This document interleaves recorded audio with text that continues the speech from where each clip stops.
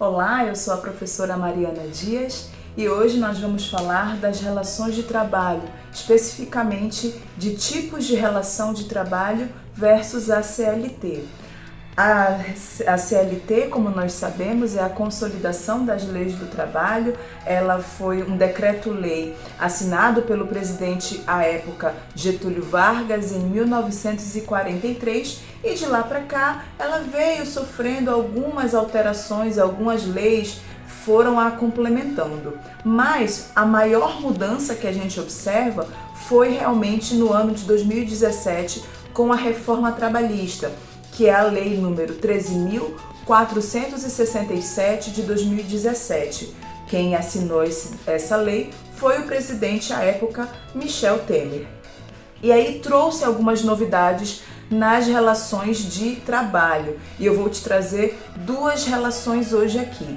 A gente vai falar no trabalho intermitente. O que seria o trabalho intermitente? Seria a realização de um trabalho por períodos, né? Não necessariamente como um trabalho da CLT, que é um trabalho efetivo, que tem habitualidade, que o contrato depois de 90 dias passa a ser por tempo indeterminado. Vou te dar um exemplo prático para você compreender melhor como funciona o trabalho intermitente. Vamos supor que eu tenho um restaurante. Nesse restaurante tem épocas do ano que o meu movimento é maior, tem épocas do ano que o meu movimento é menor.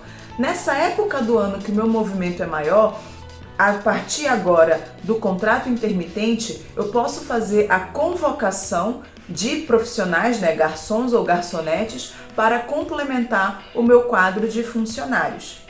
E aí depois que esse período terminar de muito movimento, eu encerro o contrato com eles e continuo com os meus efetivos. Algumas coisas importantes que a gente precisa pontuar aqui.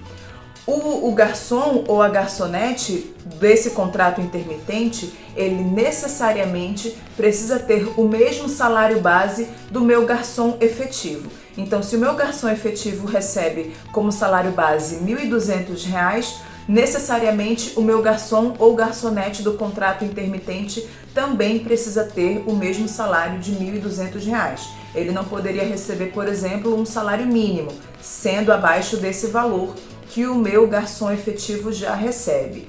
Outra coisa importante da gente pensar também no contrato intermitente é que esse garçom ou essa garçonete, ele vai ter os mesmos direitos de recebimento de férias, 13º salário, FGTS e descanso semanal remunerado, proporcional ao tempo de serviço que ele prestou para aquele restaurante. Então, ao final do pagamento ao final da realização do trabalho, ele vai receber esses valores proporcionalmente ao tempo de serviço que ele teve com aquele restaurante, né, com aquele empregador.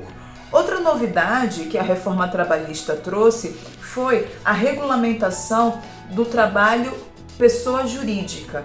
Antes, na CLT, o trabalho, né, lá no artigo 3, tem que ser realizado por uma pessoa física, mas a reforma trabalhista, ela regulamentou o que mais ou menos já acontecia, né? Que era um MEI, né, um microempreendedor individual, possuidor de um CNPJ, fazia a prestação do serviço nos mesmos moldes de uma pessoa física, mas sendo pessoa jurídica, né? E aí a gente observa que existem aí algumas vantagens nesse tipo de relação e algumas desvantagens também. Vai ficar a escolha do funcionário se ele vai querer o contrato como pessoa física ou se ele vai querer firmar esse contrato como pessoa jurídica. Se ele firmar o contrato como pessoa jurídica, ele não vai ter os mesmos direitos de um empregado da relação de emprego. Ele não vai ter depósito de FGTS, ele não vai ter seguro-desemprego no caso de uma contratação, né, se esse contrato vier a ser